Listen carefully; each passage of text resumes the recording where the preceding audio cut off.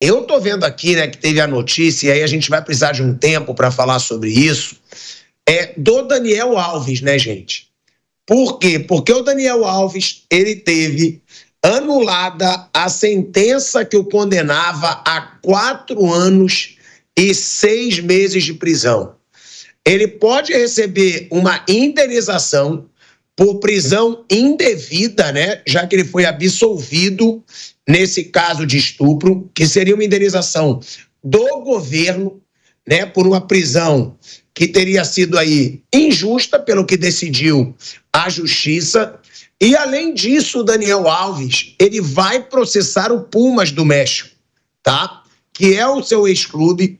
E por que ele pretende pedir 11 milhões e meio de reais ao Pumas? Ele vai acionar o clube mexicano com uma ação cível por danos morais, uma ação criminal por difamação e uma ação trabalhista por demissão sem justa causa, mais pagamento de salários cancelados, tá? O Daniel Alves vai acionar o Pumas, deve receber uma indenização também do governo, e é uma situação, né, que a imagem do cara foi completamente manchada. Eu sei que eu vou ter uma opinião até diferente da grande maioria da mesa, mas eu dizia já desde o começo do caso, e eu repito porque quem me conhece sabe, eu não tenho medo de dar minha opinião. Para mim, é absurdo você condenar alguém, prender alguém, baseado apenas em denúncia de uma pessoa envolvida no caso. Se você não tem prova, se você não tem imagens que comprovam o que foi dito, uma pessoa que estava envolvida na situação falou: eu nunca vou achar certo você condenar alguém pela denúncia, sem provas. Ah, mas o Daniel Alves mentiu. Ah, mas o Daniel Alves deu várias versões. Cara, ele estava traindo a esposa. Ele tinha o casamento dele em risco. Ele não tinha ideia da magnitude que isso poderia tomar, minha opinião. E começou a falar, começou a dar várias versões e depois, indicado por advogados, foi dando outras. Agora, prova não tinha, portanto que eu falava aqui. Gente, estão falando que prova é sêmen. Sêmen é uma prova de que a pessoa transou, de que a pessoa teve relação sexual. Ninguém transa sem sêmen. Mas não é uma prova de que houve o estupro, de que houve um abuso sexual. Porque eu acho que é muito perigoso a gente defender, né, na sociedade de hoje, onde, como tem muito jogador que erra assim, muito homem que erra assim, que se errar tem que ser punido, tem muita gente aproveitadora também. A gente está vendo quantas pessoas que chantageiam, que ligam para site de fofoca, que expõem vídeo, que ameaçam expor vídeo. Tem muita gente aproveitadora. Então, também tem que tomar cuidado para que denúncias, às vezes, de pessoas aproveitadoras não acabem com a vida de uma pessoa. É a minha opinião. Para mim, nesses casos, para mim, quem estupra realmente tem que ser punido com muita severidade, de uma forma muito rígida. Mas, às vezes, como parece que aconteceu nesse caso, se a justiça determinou, falou-se muita coisa, acusou-se muita coisa, e aí foi inocentado. É muito louca essa situação, mas é o Daniel Alves agora querendo processar o Pumas do México, Flávio Prado, Mauro Betting e Bruno Prado. Bom, eu entendo o seguinte, todo o processo foi movido e foi feito e realizado pela Justiça Espanhola. Eles entenderam que havia indícios de culpa, chamaram o jogador no tribunal, ele foi condenado, ficou preso e agora a própria Justiça Espanhola diz que aquilo que foi feito não condiz com o que era a realidade. Eu não tenho nenhuma capacidade jurídica para julgar isso, mas se houve um erro jurídico, o Daniel Alves tem todo o direito de ser ressarcido, deve pleitear e se realmente ficar comprovado que houve um erro da Justiça Espanhola, tem que ser muito bem pago, porque esse período de vida que ele perdeu na cadeia não tem o que recompensa. E da mesma forma, o clube que o dispensou por justa causa, da mesma forma, tem que pagar pelo que fez. Normal. Os trâmites da Justiça, no momento que ele foi condenado, tinha que seguir o que a Justiça determinou.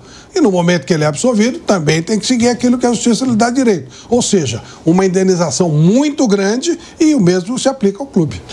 Essa questão, eu vou muito assim na informação o oficial, né? E eu acho que é uma questão mais para explicar a situação do que para dizer o que aconteceu ou o que não aconteceu. E isso aí é a Justiça que tem que responder. O Daniel, na primeira instância, foi condenado. Antes disso, ele ficou um bom tempo em prisão preventiva, antes da condenação em primeira instância. E ele defende totalmente a ampla defesa, e ele foi condenado. A defesa dele não concordou com a condenação e recorreu. E depois que ele foi condenado e recorreu, ele respondeu em liberdade. Ele aguardou esse julgamento do recurso em liberdade. A prisão dele foi até antes da condenação, que foi uma prisão preventiva, que a Justiça entendia que havia risco de fuga, enfim. Foi essa a alegação da Justiça para colocá-lo em prisão preventiva por mais de um ano. E agora, no recurso, a Justiça, na segunda instância espanhola, deu razão à defesa do jogador. Entendeu que o processo deve ser anulado porque as provas, eles veem incoerências, enfim, no depoimento, não acham que tenha provas suficientes. Ainda tem agora, no caso, a acusação, com certeza não ficou satisfeita com a decisão da Justiça, como a defesa não ficou satisfeita na primeira instância e recorreu, a acusação ainda tem direito a um recurso à Suprema Corte Espanhola. Então ainda não é um caso totalmente cerrado. Com certeza a acusação, a advogada da moça que fez a acusação vai recorrer e deve ter, não sei quando, isso pelo que eu li pode demorar anos, um novo julgamento na Suprema Corte Espanhola. Então não é um caso ainda totalmente encerrado, mas nesse momento a decisão da Justiça Espanhola, que está valendo, é de anulação do caso. Então nesse momento, tecnicamente, o Daniel Alves é inocente. Quem não é culpado é inocente. Eu não sei o que aconteceu na boate. Quem tem que dizer isso é a Justiça e, nesse momento, tecnicamente, ele é inocente. Ele tem o direito de pedir uma indenização pelo tempo que ficou preso. E, repito, ele ainda vai ter um novo recurso à Suprema Corte. E ele tem o direito de pedir essa indenização. E se a decisão final for da Justiça Espanhola for de inocência, ele tem grande chance de ser ressarcido e se a Justiça Espanhola, em última instância, determinar que ele é inocente, ele tem o direito de ser ressarcido pelo tempo que ele ficou preso e pela decisão da Justiça ele teria ficado preso indevidamente se a decisão final for mesmo de absolvição, né, na Suprema Corte. Então, assim, ele tem o direito de pedir. Aí cabe à Justiça responder, entender se ele deve ser ressarcido ou não, como ele teve o direito de recorrer da primeira instância, a acusação tem o direito de recorrer à Suprema Corte. Mauro! Eu não tenho prova para dizer se é culpado ou se é inocente. Muito menos para punir, tá? Mas, indo um pouco além desse caso, eu tenho falado que a humanidade prova que a mulher segue indefesa e é punida por isso. Não estou falando só que o Daniel Alves deva pagar por todos os crimes da humanidade ou supostos crimes da humanidade, e nem que ele é absolutamente inocente. Lamento as 4 versões dadas, que a gente sabe que os advogados de defesa, inclusive que foram trocados, podem levar a essa situação. Lamento muitas vezes que o consumo exagerado de álcool faça que a pessoa perca a sua noção do que está fazendo, do que está falando, né, para todas as pessoas. E não estou falando que é só esse caso. Em relação específica ao que ele vai fazer com Pumas ou qualquer outra coisa, é dele. E aí a Justiça vai definir, e a Justiça definindo na primeira, segunda, terceira, até a última instância, também é discutível, como tudo. Mas, de novo, isso deve ser discutido pelo menos porque é algo que, lamentavelmente, não foi a primeira vez que aconteceu, tendo culpa ou não, e realmente, como destacou o Bruno, e como deveria destacar a humanidade, só quem estava lá sabe, se sabe, né? Às vezes a pessoa não tem consciência do que aconteceu, a pessoa que comete o ato de delito, a pessoa que sofre o ato de delito, pode estar, as duas, inclusive, não plenas na consciência, o que não minimiza nunca, e aí eu quero dizer, e não estou falando especificamente desse caso do Daniel Alves, que séculos isso acontece com a pessoa mais forte em relação à pessoa menos forte fisicamente, né?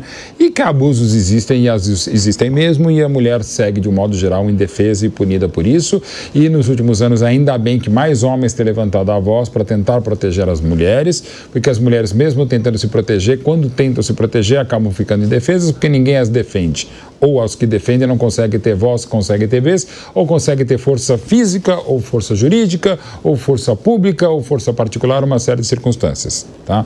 E não politizando a questão, e de novo, eu não gosto de politizar a questão, eu gosto de falar de humanidade ou de ausência dela. Quando eu me manifesto várias vezes em questões que, volta a falar só de futebol, aqui a gente não é exatamente futebol, a gente está falando de um personagem do futebol que eu respeito e admiro muito, como grande jogador que foi, porque a carreira está encerrada, mas que tem uma trajetória brilhante desde o Bahia, passando pelo Sevilha, passando pelo Barcelona, pela Juventus, pelo Paris Saint-Germain, pelo São Paulo, pelo Pumas, pela seleção brasileira, enfim. E não é essa questão se ele jogou muito ou jogou pouco, né? Mas, de novo, é um caso de uma lei que mudou na Catalunha, que pode e deve mudar no Brasil e que cada vez mais se defende as pessoas e, sobretudo, a humanidade das pessoas. Quanto ao ampla defesa aqui destacada, e até pela minha formação de faculdade, que eu não completei porque eu bombei em falta na São Francisco, direto da USP, mas para deixar claro, a presunção da inocência é um princípio básico do direito, mas eu costumo brincar jogando um pouquinho com as palavras, que essa presunção da inocência a gente acaba sendo presumidamente inocente ou naive, no sentido de que a gente achar que tudo é bonitinho, ou não houve dolo, ou não houve má vontade, ou aconteceu, como aliás criamos deploravelmente no caso do Dock Street, legítima defesa da honra, que é algo absolutamente deplorado, criado por um brilhante jurista e que, graças a Deus, caiu em desuso e nunca deveria ter sido usado, ou graças ao cramulhão foi usado alguma vez. Mas, enfim, é muita polêmica, evidentemente, e eu quero deixar muito claro essa que é a minha única expressão que eu fiz e quero reiterar sobre esse caso específico, outros também. Eu não tenho provas para dizer e muito menos para punir, mas a humanidade prova que a mulher segue indefesa e punida por isso. Eu entendo a versão do Mauro, compreendo, só antes de ir para o break, concordo que tem que haver humanidade, mas também tem muita falta de humanidade em muita mulher aproveitadora, muita mulher que se aproveita de se aproximar de jogadores, de pessoas poderosas, para depois tentar chantageá-las, e aí, para mim, também tem falta de humanidade. Concordo que quem for estuprador, que quem for abusador realmente, tem que ser punido com peso. Mas também quero começar a ver punição para mulher aproveitadora, que se aproveita de pessoas, que arma as coisas. Não estou dizendo que é o caso do Daniel, mas a gente já viu no caso da Nájila com o Neymar. A gente viu recentemente uma mulher expondo a vida pessoal do Neymar, como se não pudesse ter punição nenhuma. Então, isso eu também acho falta de humanidade e também acho que tem que ser punido, né? Também. E também por conta da imprensa, da mídia que paga por isso. Colegas nossos, inclusive colegas de empresas em que eu trabalho, que a imprensa continua pagando para essas pessoas fazerem isso. E ainda reclama e ainda fala, porque não, mas o pai pagou mais do que eu. Quer dizer, estamos absolutamente perdidos. A imprensa também é profundamente irresponsável. Nós, todos nós. A gente vai sempre aqui com a liberdade de opinião total da Jovem Pan. A gente vai para um break na rádio, no YouTube da Jovem Pan e a gente volta já já.